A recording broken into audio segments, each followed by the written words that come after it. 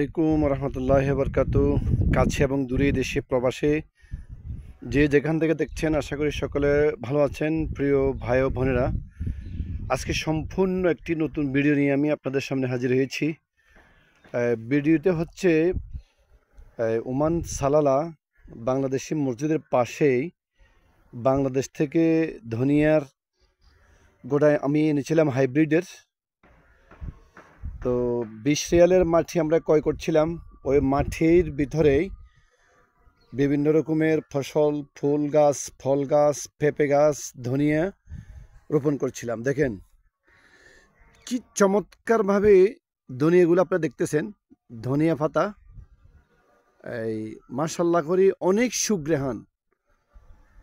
বাংলাদেশের যে ধনিয়াগুলো বীজ আমি এখানে রোপণ করেছি, এদেশের ধনিয়া বাংলাদেশের ধনিয়ার মধ্যে পার্থক্য হচ্ছে বাংলাদেশের ধনিয়াগুলোর মধ্যে অনেক গ্রান, এদেশের ধনিয়ার ভিতরে গ্রান নেই।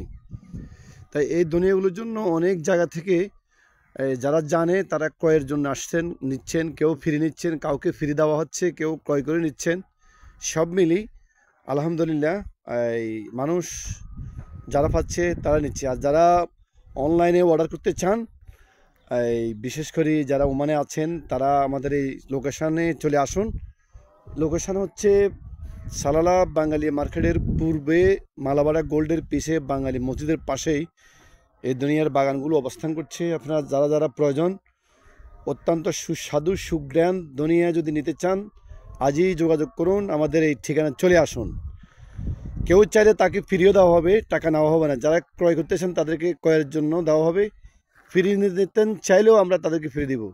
তারপর আসেন আরেকটি প্রতিবেদন দেখাই। এদেশের বেগুন, কালো বেগুন লম্পাগুলা, আমি এই বেগুনগুলো রোপণ করছিলাম খুব অল্প সময়ের ভিতরে।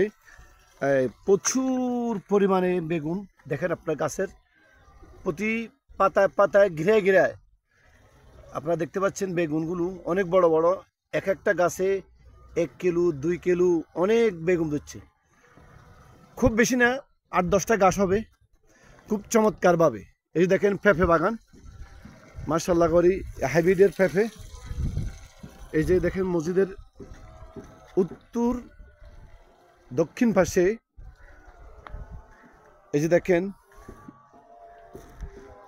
কুমড়া গাছের বাগান, এই যে দেখেন ডুলার গাছ, তারপরে দেখেন এই যে ধনিয়া পাতা পেঁপে গাছ দেখেন দুটতেছে আলহামদুলিল্লাহ। তো দোয়া করবেন আমাদের এই ভিডিওটি সকলে শেয়ার করে দিবেন। আরও মজার বিষয় হচ্ছে আমরা ডাব্বার ভিতরে মাটি দিয়ে রসুনের শ্বাস, পেঁয়াজের শ্বাস আমরা করেছি। আপনারা দেখেন ইতিমধ্যে এই যে আমাদের ফুল এবং ফলের বাগানগুলো মসজিদের আশপাশে।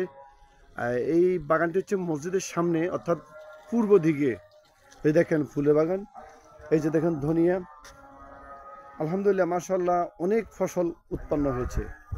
তো সকলে ভালো থাকুন, ভিডিওটি শেয়ার করে দেন। আসসালামু আলাইকুম রহমতুল্লাহ।